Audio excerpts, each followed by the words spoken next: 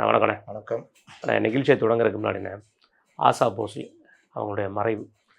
ஒரு மிகச்சிறந்த ஒரு பாடகி. நம்ம ஜென்ரேஷனுக்கு ஓரளவுக்கு தெரியும். என்னோட உங்களுக்கு இன்னும் நிறையவே தெரிஞ்சிருக்கும். இந்த ஜென்ரேஷனுக்கு தெரிஞ்சிருக்க வாய்ப்பு இருக்காது. அவங்களுடைய மறைவு வந்து ஒரு மிகப்பெரிய ஒரு இழப்பு.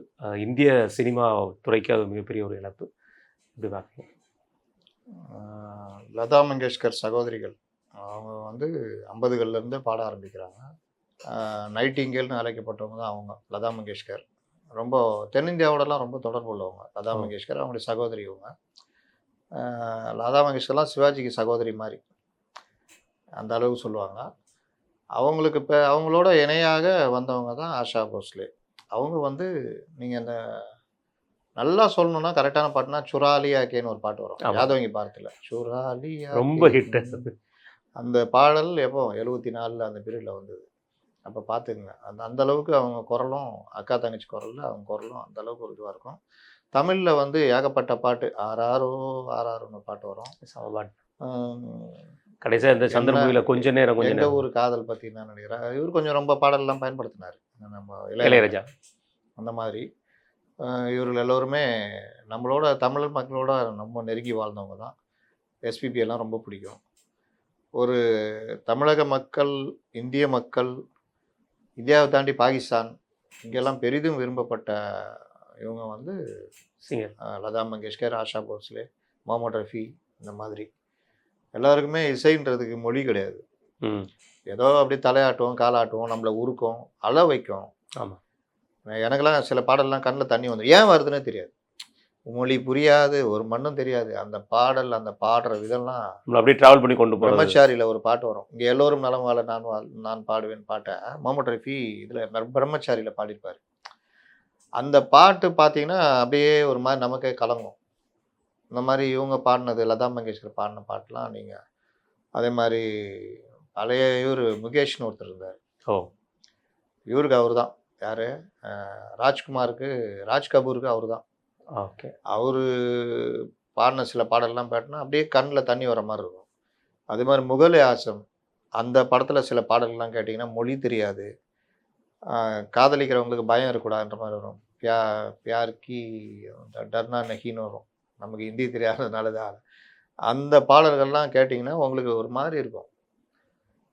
இவர் ராஜ் கபூர் அவங்க அப்பா தான் உட்காந்துருப்பார் அந்த இது இவரா, அக்பருடைய அப்பா ஹுமாயூனா. அக்பரா வந்து திலீப் குமாருக்கும் அந்த நடன பெண்மணிக்கும், அக்பருக்கும் அந்த நடன பெண்மணிக்கும் ஒரு காதல் இருக்கும். அப்போ அந்த அம்மா அந்த அரசவையில் பாடுவாங்க, காதலிக்கிறவங்க பயப்படக்கூடாது, பயந்தா இது கிடையாது அப்படின்னு. முகலே ஆசம் பாடல்லாம் அப்படி, அதில் இவங்க 2 பேருமே தான் இருப்பாங்க பாடல்கள். அந்த மாதிரி இவர்கள் இசையால் கிட்டத்தட்ட எத்தனை தலைமுறை, 50களில் தொடங்கி பார்த்துக்குங்க, 75 ஆண்டுகள், 92 வயசு அந்த 92 வயசு. அப்போ இவங்க கொஞ்சம் லேட்டாக தான் வராங்க, அவங்க ரொம்ப ஏர்லியராக வந்துட்டாங்க. அப்போ அந்த சகோதரிகளுடைய இதில் நம்ம கட்டுண்டு கடந்திருக்கோம் ஒரு 5-6 தலைமுறை. ஆமாம். நம்மளுக்கெல்லாம் இங்கே தமிழில் வந்து நான் ரொம்ப வருத்தப்படுறேன். பழைய பாடல்களை இன்றைக்கி இருக்கிற தலைமுறையெல்லாம் கேட்டால் எங்களுக்குலாம் தெரியாது சார் அதெல்லாம் அப்படின்றாங்க. எங்கள் தமிழில் தான் மிகப்பெரிய ஆகச்சிறந்த டிஎம் சவுந்தரராஜன் இருந்திருக்காரு, ஆகச்சிறந்த பிபி ஸ்ரீனிவாஸ் இருந்திருக்காரு, அழகான குரலுக்கு சொந்தம் வேலைன்னு ஏஎம் ராஜா இருந்திருக்காரு.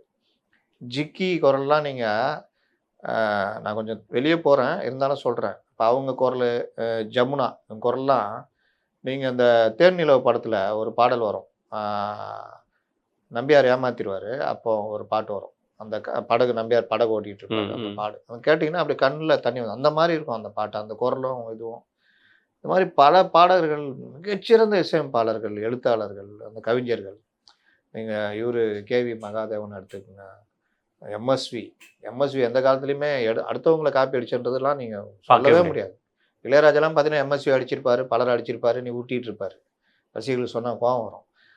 அவர் அந்த இதெல்லாம் பார்த்தீங்கன்னா ஒவ்வொரு இதுவும் பார்த்தீங்கன்னா, இப்போ நானே நம்ம இந்த சுராலியா பாட்டு வருதுல்ல, அதே மாதிரி யாதோ பாரத், அதெல்லாம் தெலுங்கில் பார்த்தீங்கன்னா அப்படியே போட்டிருப்பாங்க டியூனு, தமிழில் நாளை நம்மதே வேற அப்படி மாற்றி அடிச்சிருப்பாங்க. ஆமாம், நீல நயனங்களில்னு வரும், அந்த அப்படியே எம்ஜிஆர் அது முக்கிய காரணம்.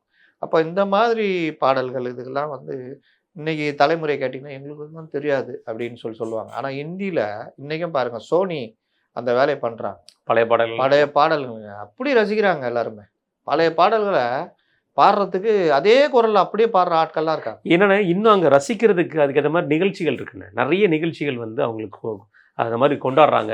பார்ட்டி வைப் எப்பவுமே வந்து மேக்ஸிமம் அது வந்து ஓகே. வச்சிடுறாங்க. ஆனா நீங்க இன்னைக்கு உட்காந்துட்டு இன்னைக்கு வர பாட்டை தானே போடுறீங்க. இங்க பாட்டு தான் பாட்டு. ஒரு ஆடலுடன் பாடலை கேட்டேன் அதெல்லாம் என்ன துள்ளல் இசை. துள்ளல் இசைன்னு எடுத்தாலும் நம்மதுல அவ்வளோ இருக்குதுங்க. ஆமாண்ணே. அது நீங்க வேதா போட்டதுல இருந்து பலர் போட்ட பாட்டெல்லாம் அவ்வளோ துள்ளல் இசைகள் இருக்குது. ஆனா நம்ம இன்னைக்கே உட்காந்து இந்த காது இறைச்சல் கொடுக்குற இதுதான் ரசிக்கிறோம்.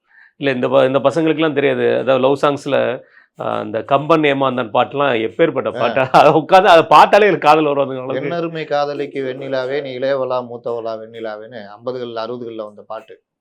அதெல்லாம் நீங்க பார்த்தீங்கன்னா, ஒரு பக்கம் பார்க்கிறார் ஒரு கண்ணை சாய்க்கிறா, அவ உதட்ட கடிச்சிக்கிட்டு மெதுவா சிரிக்கிறான்னு ஒரு பொண்ணு லவ் பண்ற பொண்ணு நம்மகிட்ட எப்படி இருக்கான்றத காலாலே நிலத்தில கோலம் போட்டு காட்டுறா, கம்பி போட்ட ஜன்னலில் கன்னத்தை தேய்க்கிறா அப்படின்லாம் வரும்.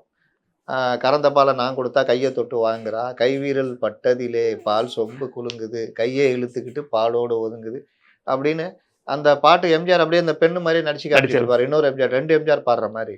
அந்த மாதிரி காதலை பற்றி ஒவ்வொரு காலகட்டத்தில் இளையராஜா காலகட்டத்தில் இன்னும் வேற லெவல் அந்த அடி ஆத்தாடி என்ன இதெல்லாம் நீங்க அந்த சமூகம் காதலின் தீபம் ஒன்று பாட்டு, காதலின் தீபம் ஒன்று இன்னும் உருகி பாடுற பாடல்கள்லாம் நிறைய இருக்கு. நான் பாடும் மௌனராகம் கேட்கவில்லை அந்த மாதிரி. ஆனா இன்னைக்கு எழுத்து வடிவம்ன்றது ஓரளவுக்கு இருந்தது. இப்போ பேச்சு வடிவம், வார்த்தைகள் புரியல. அவன் அதை லெட்டர் போடுறான்ல, அதுல தான் தெரியுது இந்த வார்த்தை. நான் ரொம்ப பேருக்கு பார்த்துட்டே கட்டியிருக்கேன். வந்த ரசிகர் நீ வந்து பாட்டுச்சா இப்போ அந்த வரியெல்லாம் சொல்லு, நான் உனக்கு 1000 ரூபா தரேன். சொல்ல முடியாது. அப்போ இந்த மாதிரி விஷயங்களுக்காக இதை குறைஞ்சி போச்சே. சமீபத்தில் கூட ஒரு 2000 வரைக்கும் கூட அழகான வரிகளுக்கு முத்துக்குமார் போன்றவர்கள் இருந்தாங்க. நீங்கள் அந்த 7G ரெயின்போ காலனியில் பார்த்தீங்கன்னா, கண் பேசும் வார்த்தைகள் புரிவதில்லை, காத்திருந்தால் பெண் கனிவதில்லை, ஒரு முகம் மறந்து அந்த அந்த வரிகள்லாம் நீங்கள் அப்படியே உருக்குங்க. ஏன் உருக்குதுன்னு தெரியாதுங்க அந்த பாட்டு. கண்டிப்பாக இன்னைக்கு எங்கெங்க போச்சு. ஆனால் ஹிந்தியில் இருக்குங்க பழைய பாடலில் உருகி சின்ன சின்ன பசங்க பாடிட்டு இருக்காங்க. முகமது ரவியா ஒருத்தன் பாடுறான், திடீர்னு பார்த்தா லதா மங்கேஷ்கரா ஒருத்தவங்க வராங்க. நம்ம பார்க்கும்போது நிறைய தெரியும். ஒரு பொண்ணு மறு வீடு போகிற போது ஒரு பாட்டு வருங்க. அந்த பாட்டு எனக்கு சொல்ல தெரியல. அவ்வளோ நம்ம கேட்கும் போது மொழி தெரியல, என்னமோ உருக்குது, என்னடா இதுன்னு நான் திரும்பி அந்த பாட்டை போட்டு கேட்குறேன். அதான் ஒரு பொண்ணு சோனி லைவ்ல அப்படி பாடுது, கேட்குறவனா உருகுறான். நீங்கள் ரொம்ப லேட்டஸ்ட்டாக கூட சொல்கிறேன், 84ல் ஹீரோ படம் வந்துச்சு. அதில் காதலன் வந்து சொன்னதுனால கேட்டு திருந்தி ஜெயிலுக்கு போவான். அப்போ பிச்சிடே அபின்னு ஒரு பாட்டு வரும். அந்த குரல் அந்த அம்மா அதுக்கப்புறம் பாடல, அந்த குரல் ஒரு மாதிரி அந்த பாட்டு அந்த கசல் டைப்பில் வரும். அதில் வர்ற அந்த மியூசிக்கை ஒரு ஃப்ளூட் ஒன்று வரும், ஃபேமஸ் ஃப்ளூட் இல்லை, அதில் அவன் ஜெயிலுக்குள்ளே வாசிக்கிற மாதிரி வரும். ஆனால் அப்படி இருக்கும். இப்போ எங்கே ஹிந்திலையும் இப்போ கிடையாது. ஆனால் இந்த மாதிரி நமக்கு பங்களித்தவர்களில் ஒருவர் தான் ஆஷா போஸ்லே. அவருடைய மறைவு 98 வயோதிகம். 2 பேருமே நல்ல ஒரு இது வாழ்ந்து ஒரு நல்ல வாழ்க்கை. பத்மபூஷன், தாதா சாஹேப் பால்கே விருது, கிராமி அவார்டு, கின்னஸ் ரெக்கார்டு, கிராமி அவார்டுக்கு போன இந்தியன்ற மாதிரி. அதனால அவங்க குரல் ஒரு மாதிரினா இவங்க குரல் ஒரு மாதிரி இருக்கும். லதா மங்கேஷ்கர் ஒரு மாதிரி உருக்குவாங்கன்னா இவங்க ஒரு மாதிரி உருக்குவாங்க. அதனால இந்த மாதிரி இதெல்லாம் வந்து மிகப்பெரிய நம்ம என்ன சொல்றது, இயற்கை தானே. இயற்கை யாரும் மீற முடியும். பல ஜாம்பவன்ல கொண்டு போச்சு கொரோனா வந்து, அற்புதமான கலைஞனை கொண்டு போச்சு. அந்த வருத்தத்தையும் தாங்கி தான் இருக்கும். கண்டிப்பா.